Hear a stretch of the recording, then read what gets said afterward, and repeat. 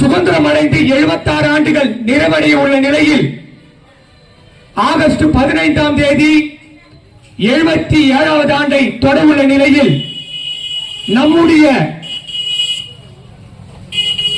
SC தொகுதிகளில்